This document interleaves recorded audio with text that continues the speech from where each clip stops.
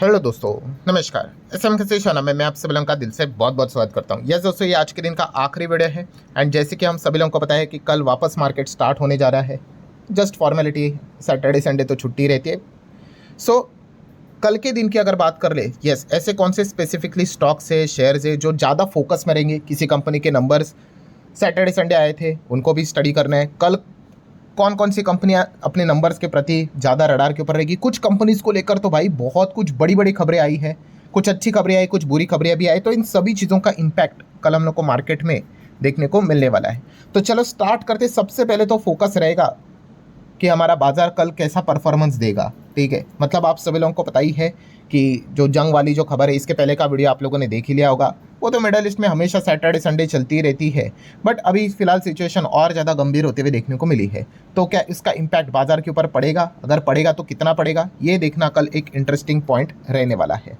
Then अगर बात करें दोस्तों, तो कल अगेन टीसीएस रडार के ऊपर बहुत सारे लोगों के रहने वाला है। बिकॉज टीसीएस की अगर बात करें तो अपने बिजनेस को वो रीऑर्गेनाइज करते हुए देखने को मिल रहा है। मतलब उनकी जो यूनिट है उसको किसको लेकर, एआई, यस, एआई के ऊपर एंड ग्रोथ के ऊपर वो ज़्यादा फोकस यहाँ पे कर रहे हैं। मतलब हम कह सकते हैं कि टीसीएस ने लगभग 8,900 एआई डिप्लॉयमेंट इंजीनियर की अगर हम यहाँ पे बात कर ले, उनको यहाँ पे फिलहाल मतलब डिप्लॉय किया, आप ऐसा कह सकते हो। एआई को लेकर बहुत सारे एक्विजिशन भी उनके पाइपलाइन में हमें देखने को यहाँ पे मिल रहे हैं। सो हम कह सकते हैं कि एआई को लेकर वो लगातार अपने एम्प्लॉयज़ को ज़्यादा से ज़्यादा ट्रेन भी करते हुए देखने को यहाँ पे मिल रहे हैं।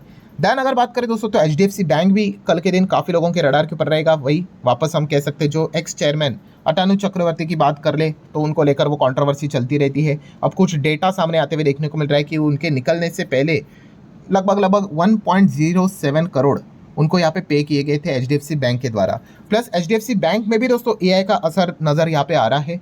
उन्होंने अपने ऑपरेशन को ऑटोमेट किया है। मतलब 3,300 लोगों को निकाला जा चुका है एचडीएफसी बैंक में भी। ठीक है, ड्रॉप किया जा चुका है। तो जहाँ जहाँ पे भाई चीज़ें ऑटोमेटिकली वर्क करेगी, मतलब वही एआई का ही असर है दोस्तों। सिर्फ आईटी सेक्टर में नहीं होगा, ये हर एक सेक्टर में ये चीज़ें हमें होते हुए देखने को मिलने वाली है। सो कॉस्ट कटिंग के चलते भाई, किसी को भी आपको पता ही है, एक मशीन 100 लोगों का काम करेगी, तो कॉस्ट कटिंग लॉन्ग रेंज में तो भाई कंपनीज को, कॉर्पोरेट्स को बेनिफिट ही देता है। सो आप देख सकते हैं एचडीएफसी बैंक में भी ये चीज़ें हमें होते हुए देखने को मिल रही है, और ये बाकी बाकी के भी बैंक्स में ये चीज़ें होने वाली है। एनीवेज, बैंक ऑफ अमेरिका की अगर बात कर ले दोस्तों, तो यस, यहाँ पे मतलब बोफा, जिसको बैंक ऑफ अमेरिका कहते हैं, तो उन्होंने आरबीआई को लेकर मतलब एक रिपोर्ट यहाँ पे पब्लिश की है कि आरबीआई यहाँ पे रेट तो अभी करंट लेवल पे होल्ड करेगा, बट इसी साल मतलब दिसंबर तक 50 बेसिस पॉइंट तक रेट हाइक हो सकता है भाई। हमारे मार्केट की अगर बात करें, तो हमारी इकोनॉमी की बात करें तो, और रेट हाइक आपको पता है मार्केट के लिए अच्छी बात नहीं होती। तो उन्होंने बताया भाई, जियोपॉलिटिकल जो टेंशन्स यहाँ पे चल रहे हैं, वेदर कंडीशंस जो हमें देखने को मिल रहे हैं, इस चीज़ के चलते आने वाले समय में आरबीआई अपनी मॉनेटरी पॉलिसी में बदलाव यहाँ पे कर सकते हैं, जो बाजार के लिए फेवरेबल नहीं रहेगी। लेट्स सी, ये तो वक्त ही बताएगा। ठीक है। देन अगर बात करें ओला इलेक्ट्रिक, यस दोस्तों, ओला की अगर बात कर ले तो ओला की रोज़ अगर देखा गया तो खराब ही खबर यहाँ पे आती जा रही है। अभी इसी महीने की सेकंड पिटीशन सामने आ रही है दोस्तों। कोर्ट में एक और व्यक्ति ने यहाँ पे बताया दोस्तों कि 9.5 करोड़ के आसपास उनका पैसा यहाँ पे नहीं दिया गया है। तो इंसॉल्वेंसी प्ली एनसीएलटी में फाइल होते हुए देखने को मिली है। इसके पहले भी एक और प्ली फाइल हुई थी, आई गेस वो 30-40 करोड़ के आसपास की थी। ये मतलब इंसॉल्वेंसी प्ली मतलब क्या, कि भाई इन्होंने इनके पैसे यहाँ पे नहीं दिए हैं, तो वो कोर्ट में गए भाई। आईबीसी के अंदर आप कोर्ट में जा सकते हो, आई गेस 1 या 2 करोड़ का कुछ अमाउंट रहता है, उसके ऊपर रहेगा, तो आप अपना एप्लीकेशन दे सकते हैं। फिर वो कोर्ट 14-15 दिन का टाइम लेकर डिसीजन लेता है कि भाई केस चलाना है या नहीं चलाना है। मतलब बॉटम लाइन क्या है दोस्तों, कि ओला इलेक्ट्रिक यहाँ पे अब लोगों के पैसे नहीं दे पा रही है। ठीक है। एंड अगर ऐसा हुआ कि बहुत ज़्यादा पिटिशंस फाइल होने लग गए, एंड अगर कोर्ट ने एक बार केस एक्सेप्ट कर लिया भाई, इनके लेने के देने पड़ जाएंगे। सो ये बिल्कुल भी अच्छी खबर नहीं। इसलिए हमने देखा था कि ओला इलेक्ट्रिक लगातार 3-4 दिन से नीचे यहाँ पे आ रहा था। एंड एक और खबर हमारे सामने नेगेटिवली आते हुए देखने को मिली है। लेट्स सी, ओला इलेक्ट्रिक अगर इस मामले को सेटल करती है तो बच जाएगा, वरना सिचुएशन गंभीर हो सकती है। डिक्सन टेक की बात करें तो फोकस रहेगा, आपको पता ही है, उनका जो जॉइंट वेंचर जो चल रहा है वीवो के साथ, इसके लिए सरकार की अप्रूवल यहाँ पे मिल चुकी है। ठीक है। तो डिक्सन टेक वैसे भी इस चीज़ के चलते बहुत दिनों तक फोकस में था ही था। जस्ट डायल की अगर हम लोग यहाँ पे बात करेंगे दोस्तों, तो जस्ट डायल ने अपने Q1 के नंबर सामने रखे हैं। रेवेन्यू में अच्छी ग्रोथ देखने को मिले, बट मार्जिन्स डिक्लाइन होते हुए देखने को मिले हैं। ठीक है। ओवरऑल हम कह सकते हैं रेवेन्यू 10% बढ़ा है, नेट प्रॉफिट 4% बढ़ा है year on year basis. But just dial की अगर बात कर ले, एक चीज़ को लेकर वो कल ज़्यादा फोकस में रहेगा, और वह है मैनेजमेंट में बड़ा बदलाव। यस, कंपनी के जो CEO है VSS मानी की अगर मैं बात कर लूँ, 30 साल के बाद जस्ट डायल से वो स्टेप डाउन होते हुए देखने को मिल रहे हैं। तो उनके बदले हम कह सकते हैं फॉर्मर फ्लिपकार्ट के जो एग्जीक्यूटिव है, उनको यहाँ पे अपॉइंट यहाँ पे किया गया है। बट यस, एक व्यक्ति 30 साल तक हम लोगों को इस पोजीशन पे नज़र यहाँ पे आ रही थी, मतलब कंपनी में नज़र आ रही थी। सो उन्होंने फिलहाल यहाँ पे क्या किया है, रेजिग्नेशन यहाँ पे दिया है। तो लेट्स सी इस चीज़ को लेकर जस्ट डायल में क्या रिएक्शन देखने को मिल जाता है। कल्याण ज्वेलर्स की बात करें तो ये फोकस में रहेगा, बिकॉज ये लगातार भागते जा रहा है। एंड आपको पता है बहुत सारे लोगों को बीमारी होती है भाई कि बिजनेस से कोई मतलब नहीं, जो भाग रहे हैं उसके पीछे भागो। तो कल्याण ज्वेलर्स भी आप अपने रडार के ऊपर रख सकते हो। देन दोस्तों अदानी की बात कर ले, जो चैप्टर लगा था कि भाई केस वाला मैटर यहाँ पे क्लोज हो रहा है, वो वापस खुलते हुए देखने को आप मिल रहा है। जहाँ पे हम कह सकते हैं यूएस के जो जज है उन्होंने ऑर्डर दिया है दोस्तों अदानी को कि ये जो उनके ऊपर आरोप लगे हैं, ठीक है, क्विड प्रो क्यों, मतलब क्या कि जो इनके ऊपर एलिगेशन है ना कि भाई कुछ देंगे तो बदले में कुछ मिलेगा, तो ये एलिगेशन है, उस चीज़ के बदले आप जवाब दो, ठीक है, अपनी साइड बताओ। तो हम यहाँ पे कह सकते हैं जो चीज़ यहाँ पे लगी थी, डिपार्टमेंट ऑफ जस्टिस अमेरिका का जो डीओजे है, उन्होंने तो इनको यहाँ पे मैटर यहाँ पे क्लोज किया था, बट यहाँ पे अमेरिका के जो जज है उन्होंने वापस इन चीज़ों को यहाँ पे खोल दिया है। तो 15 जुलाई तक उनको यहाँ पे बताया कि भाई आप अपने सवाल को यहाँ पे जवाब दो। तो लेट्स सी इस चीज़ को लेकर क्या आउटकम निकल कर आता है। बट यस, बॉटम लाइन ये है कि जो चीज़ लग रही थी कि इनका केस खत्म यहाँ पे हो चुका है, तो नहीं, इतना आसान नहीं लग रहा है, वापस ये चीज़ें ओपन होती हुई देखने को मिल रही है। मतलब बीच में जो एक्सपर्ट कमेटी थी जो लॉयर्स की, जो एक्सपेक्ट कर रहे थे कि नहीं भाई चीज़ें खत्म हो जाएगी, तो वैसा तो कुछ होते हुए देखने को नहीं मिल रहा है। ग्रो की बात कर रहे तो यस, ग्रो भी लगातार ग्रो होते हुए देखने को मिल रहा था, तो ये भी रडार के ऊपर रहेगा। देन क्वार्टर 1 के रिजल्ट्स सैटरडे संडे कुछ कंपनीज ने दिखाए थे, कुछ कंपनीज ने फ्राइडे नाइट को भी दिखाए थे। तो एल फाइनेंस ये रडार के ऊपर रहेगा, नंबर तो काफ़ी उमदा है। लेट्स सी बाजार को ये नंबर कैसे लगते हैं। डीमार्ट के नंबर हमारे सामने आते हुए देखने को मिले। डीमार्ट ने जब अपना ट्रेलर दिखाया था, क्वार्टर 1 के अपडेट्स दिखाए थे, मार्केट को अच्छे नहीं लगे थे, 6% की गिरावट देखने को मिली थी।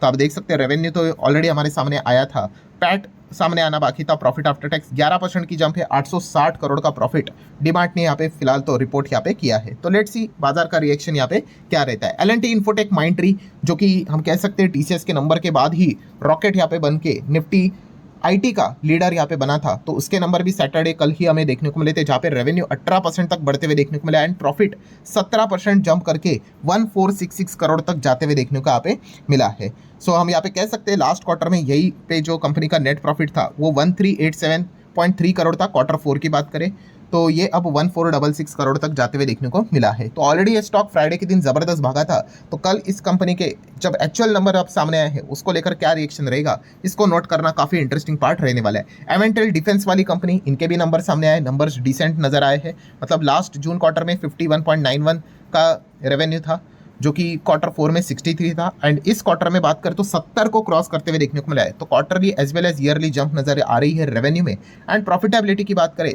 तो 3.23 का प्रॉफिट 5.39 हो गया, 4.77 का प्रॉफिट 5.39 हो गया। मतलब वही चीज़ रेवेन्यू क्वार्टरली ईयरली जो जंप थी वही चीज़ हम लोग को प्रॉफिट में भी नजर आ रही है, वही चीज़ अर्निंग्स में ईपीएस में भी नजर आ रही है। 0.12 0.18 बिकम्स 0.20। सो लेट्स सी एवेंटेल को लेकर, मतलब इस नंबर को लेकर एवेंटेल में कल क्या रिएक्शन देखने को मिलता है। देन दोस्तों कल के दिन की अगर बात कर ले, टुमारो की बात कर ले, तो कुछ कंपनी के नंबर्स यहाँ पे आने वाले हैं। सो बजाज कंज्यूमर, इनके नंबर्स को तो ज़रूर स्टडी यहाँ पे करना है। देन कोई बोलने की ज़रूरत नहीं भाई, निफ्टी 50 वाली company HCL tech, ICICI AMC के नंबर्स को भी स्टडी यहाँ पे करना है।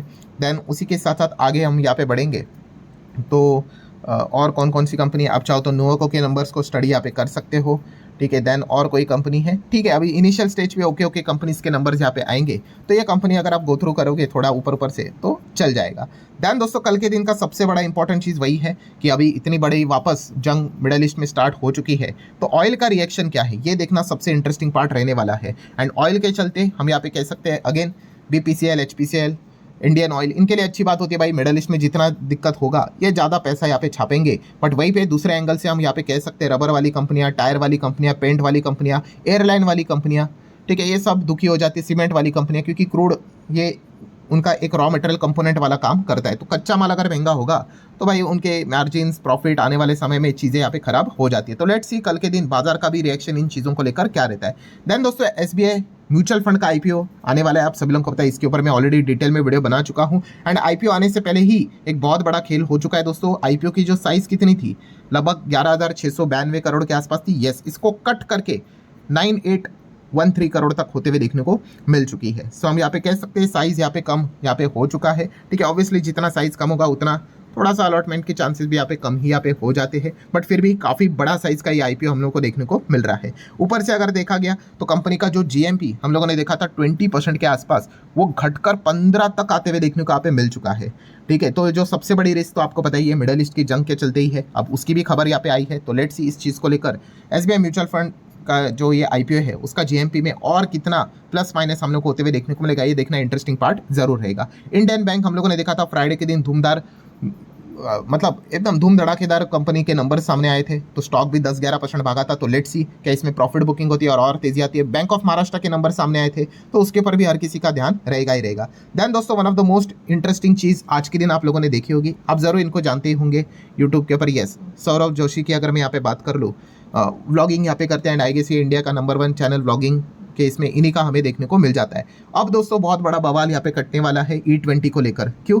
देखो E20 को लेकर बहुत सारी चीज़ें यहाँ पे चल रही थी, बट जब एक फेमस पर्सनालिटी जिनके बहुत सारे फॉलोअर्स है वो इस चीज़ को लेकर अगर आवाज़ उठाते हैं तो फिर जाके वो चीज़ें सामने आती है। अभी E20 को लेकर पहले से ही चीज़ें चल रही थी, बट रिसेंटली हम लोगों ने देखा था मनीष कश्यप, उन्होंने आवाज़ उठाई थी उनके टोयोटा गाड़ी को लेकर, बहुत सारे एलिगेशन लगाए थे।